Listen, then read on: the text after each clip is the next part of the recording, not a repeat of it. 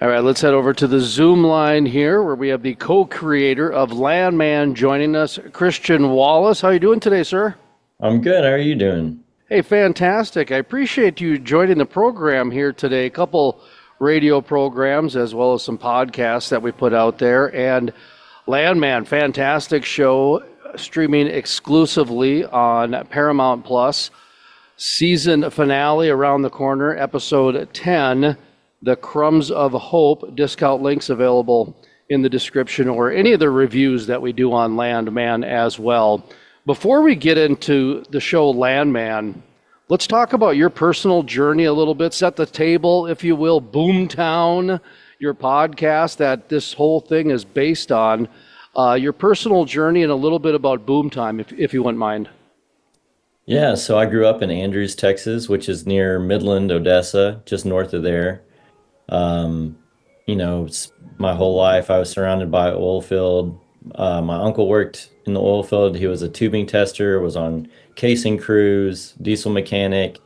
I actually worked as a workover rig hand in 2013 for about a year, and still have a lot of buddies in the oil and gas industry. My brother works in the oil field now. Family's all still in Andrews, and so West Texas and the Permian Basin are very near and dear to me. And in 2019, I did a podcast called Boomtown. I was working as a staff writer at Texas Monthly Magazine, and they wanted to do a podcast series. I pitched them an idea about the oil boom that was happening in 2018, 2019 in West Texas at the time. And I just kind of felt that it had never been covered in the way that I wanted to see it covered, which was more narrative, uh, character driven. I had read, articles in Bloomberg and Financial Times about the economics of the boom, about the production, barrels per day, about flaring, about all this stuff, but I'd never really seen anything that focused on the men and women who work in the patch and who live there and who make their lives there. And so I was, passionate about doing something that explored different facets from the ranching to the school systems in Midland, Odessa to, just the crazy traffic fatalities that were afflicting the region at that time and still do to an extent. And just to try to paint a more holistic picture of the Permian Basin. And I was kind of shocked that as the series started to come out, we got a lot of attraction very quickly. It became, I think it rose to number 14 on the Apple podcast charts, number one in the documentary category. And I had people from all around the world literally reaching out. And I think the reason why it struck a chord with so many people is because they realized that oil and gas is a daily part of their lives. It's interwoven into the fabric of their existence. And yet most people don't ever think about it.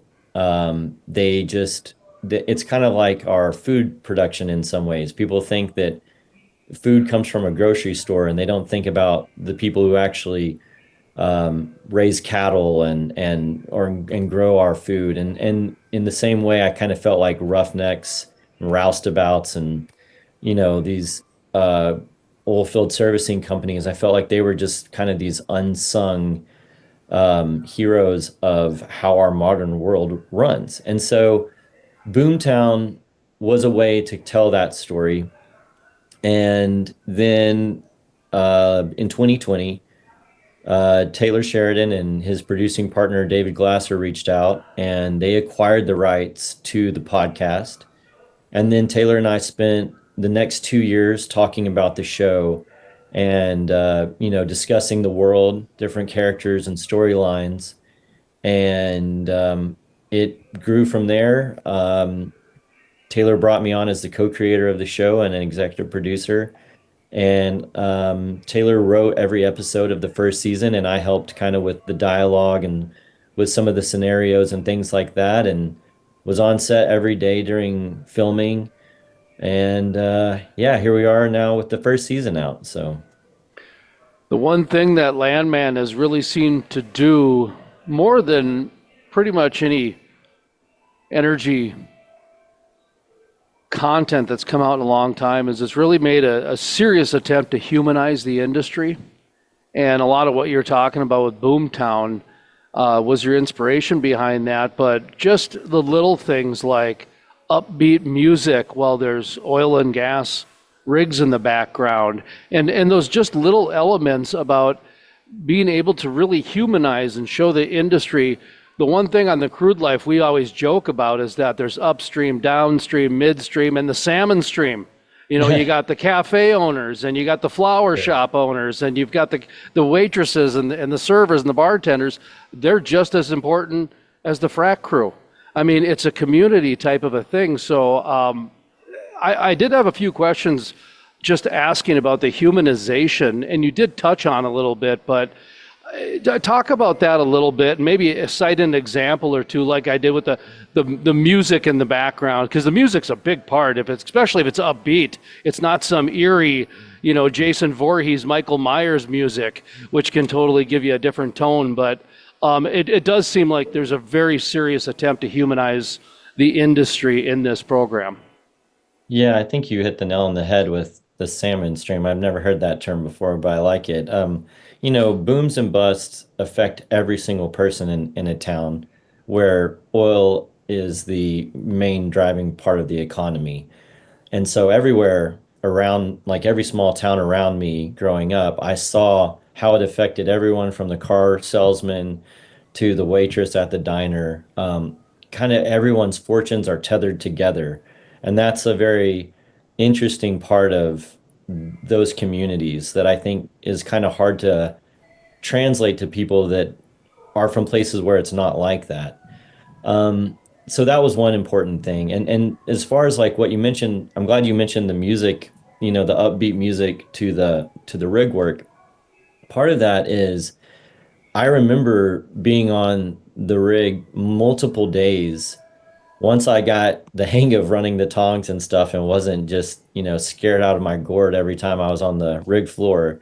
I remember thinking that it was a very beautiful dance of this choreography of four men working, doing this kind of incredible work.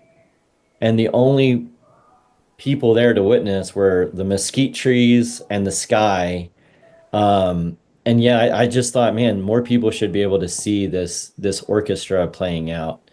And it is beautiful, I think. It's a dance.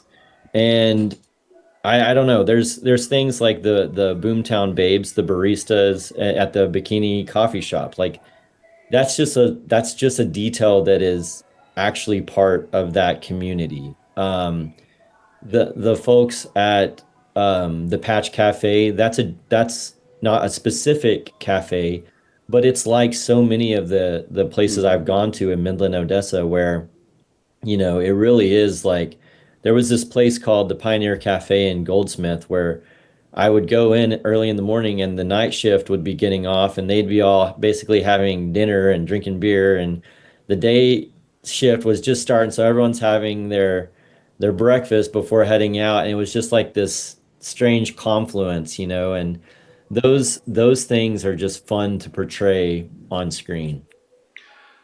There's so many detail elements that are fantastic and really do help tell the story. Now, there's a few details that, like the wrench and a few other things that, are just, you have to suspend your belief in reality a little bit. I've And heard all about that wrench from I'm every sure. person in my family. So Well, I'm sure. And, one of the things, we do a reaction review show, an Oil Man reviews the Landman show. And we don't really get too much into the details on that. We talk about them a little bit, but what we talk about more is just the bigger picture that's being told here. But it does seem like there is a little bit of Hollywood sensationalism. At least that's some of the talk with this. But there is a lot of reality. Like, I do want to talk about Ali Larter's character. It's literally like they plucked her right out of West Texas. She has got to win an award for that role she's playing. It is the most realistic character I've seen on a screen in a long time. But the cartel, a lot of people believe that is a sensational Hollywood storyline that's completely made up. Maybe the success of Ozark and a few of the other Justified and some of the other programs brought the cartel in.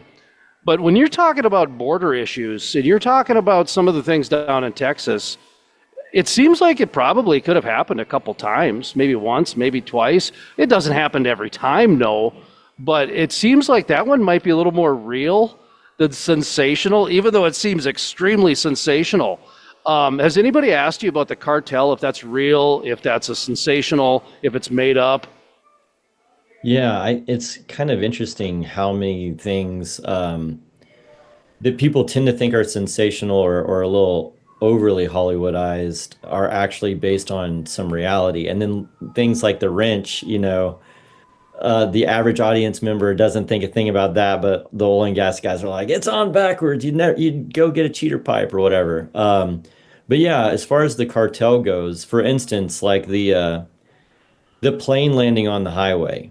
I mean, to unload their cargo of illegal drugs. Like that's based on a story I actually heard. It's testimony of a Texas Ranger out in Loving County. They landed on this rural road and ended up getting in a shootout with the Texas Rangers. So an oil tanker didn't hit the plane, but you take one version of reality and you add a little bit of extra drama, excitement to the narrative, but it is that kernel of truth. The guy getting crushed by pipes, like that's based on an actual story that I heard from my uncle, and the guy really did call his wife before he passed. It was a pipe rack and not pipe, but again, you take a kernel of truth and you go from there. And as far as like the cartel, I mean, yes, there's some fictionalization, a lot of fictionalization going on there to tell this specific story to make it exciting. But there's no doubt that these two industries are living side by side in that region of Texas. And there's all sorts of oil theft and equipment theft that goes on out there.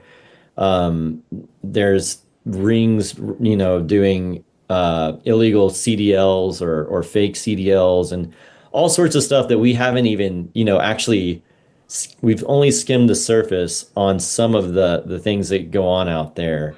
But to my knowledge, the National Guard hasn't been called out to deal with them yet. So, we're definitely taking some liberties here and there. I mentioned Ali Larter's character as somebody who I thought probably has done the best job of portraying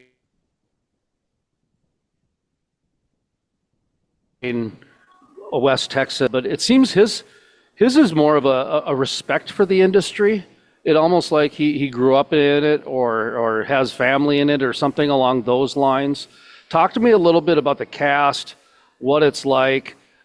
Jacob Loafland, I believe is his name. Yeah. I remember him from Justified when he was probably 10 years old. Great cast. Anybody stand out to you that is doing a phenomenal job or just hit it right on the head? Well, I mean, obviously Billy is great in every single scene. I feel like, his performance can't be praised enough. But you mentioned Jacob, and I would like to just say about him, we had a lot of great actors audition for that role. And for me, Jacob was the clear choice because he feels to me like he embodies that role. And his father actually built rigs. He's from Arkansas.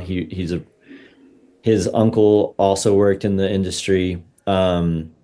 He understands it in a way that most people don't, and he cared so deeply about performing it well. And then, I mean, like you mentioned, Ali Larter and Michelle Randolph too. I think they're just they add some levity to the show and some humor that you need.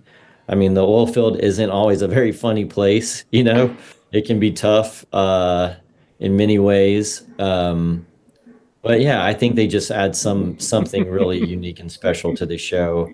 And also a call out to they're only in the first episode, but Michael Pena and Emilio Rivera, Alejandro Acara, like those three dudes, I feel like in that little bit of time, they you just come to love them so quickly. And so their deaths in that first episode is just so crushing because I would have loved to see them play off of Jacob's character Cooper. I would have loved to see more of them, but you know, sometimes tragedy does strike.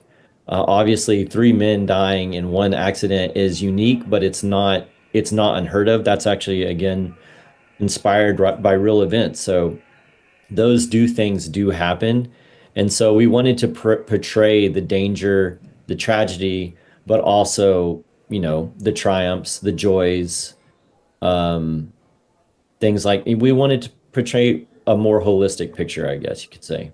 Should mention too the two attorneys, and their names escape me, so you'll have to mention. But Rebecca, the young, I guess, Gen Z attorney, is doing a fabulous job of being a villain, I would say. Mhm. And I despise her so much, and she's doing such a great job. And then, of course, on the flip side is the older gentleman who I laugh out loud every time he speaks. He's just stealing the comedic role of the MTEX attorney. So the two attorneys are doing a fabulous job of really advancing the humanity within the program. They really are, and that's unusual for attorneys, I guess, to do that. But just their juxtaposition, is that on purpose, by the way? The juxtaposition of those two attorneys with their almost their ethics and the way they view the world? Yeah, I think they're great foils to one another. Funnily enough, they're both Canadian actors, Kayla Wallace and Colm Feore, and they're both great actors. And I'm glad that you shouted out their performances because I do think they do an incredible job and they are so different. And so their dynamic is fun to watch both individually, like when Calm's bumbling around the MTech's house, and also whenever they're together and you get to see their different approaches. You know, it's that's really fun to watch. I know we're wrapping up here and we only had a few more minutes. I did want to ask you about playing both sides. It seems like there is some times where they're trying to play both sides a little bit, maybe talking about the environmental side a little too aggressively, maybe talking about the oil and gas side a little too aggressively, whatever it might be. But at the end of the day, I do believe that this show, Landman, streaming exclusively on Paramount Plus, has been a positive for the industry overall. Despite a lot of the cartel and maybe some of the sensational nature, it seems to me like this has been, whether it's showing some safety features, whether it's showing some of the humanitarian side of things. What's your opinion on it? Do you think it's being received in a favorable way, or do you think that the industry is creating some more enemies through this? I don't think the industry is creating enemies through this. I wouldn't say. I think I think it's fairly nuanced while being, it's like you said, it's humanizing this industry, which is I think one of the biggest things that's lacking from the narrative is the human stories, the human faces, the realities on the ground for many. I think when people say oil, they think of capital B, capital O, big oil. They think of Exxon, Chevron, and they forget about the thousands and thousands of workers across America and across the world, frankly, that, are the honestly the heart and soul of the industry that make it all run, that makes our societies run. And so I think that just I mean, obviously, this is one story, right? Like, this is one of many that should be told to add to this narrative. I don't think you can put too much pressure on one show to do all of that work. But I do think that we're telling a good story that needs to be told. Yeah, in closing, I'll compare it with this, that The Crude Life for years we've thought that the industry needs to engage more with their end user because I mean everything uses petroleum products at the end of the day. Anybody who brushes your teeth, the oil and gas industry should be engaging with those people. And we always thought like the college bowl games were great examples how they've never really sponsored a bowl game, but most people have a positive experience at a college bowl game. So if the Exxon Bowl, that sort of thing, that's an example. And this is an example of that. Landman, the series, is one of those crossover events where somebody can walk away with a positive experience at the very end of it. What do you want people to walk away from when they get done watching Landman? Well, first of all, I hope they're entertained. I hope they enjoy it. I hope it's a way for them to pass their time in an enjoyable way. I mean, that's at the end of the day, we're trying to provide entertainment, but I do also hope that it ignites some conversations as far as people that who have never thought about where does this product come from might actually go and do some of their own research and learn about the Permian Basin or the Bakken or it's a fascinating history. It's an incredible history. The industry in America and the technological innovations are fascinating. And, the way that safety works now in oil and gas and the way that things are automating, like there's just so much. It's such a rich industry that I don't know. I hope people just want to learn more. And season 2 has been picked up. Is that right? Did I read that correctly? We do not have a season 2 confirmed yet. We're all hoping to come back and keep telling the story, but no official word yet. So Deadline just got that wrong with Demi Moore's tweet. Huh? Okay. I just read it online a little bit ago, back in May or something like that. But okay, well then I'll edit that out for sure. We'll make sure we take care of that. But it did seem like it was written on like a 3 to 5 year story arc. So it seems like there's definitely a thought for another series or two at least, huh? We're definitely hoping for more and hoping to continue this story, but no confirmation yet. It's still just a hope at this point. Christian Wallace, co-creator of Landman. Thank you so much for the time today, and hopefully we'll talk to you again, sir. Yes, sir. Thank you. I appreciate it. Thank you.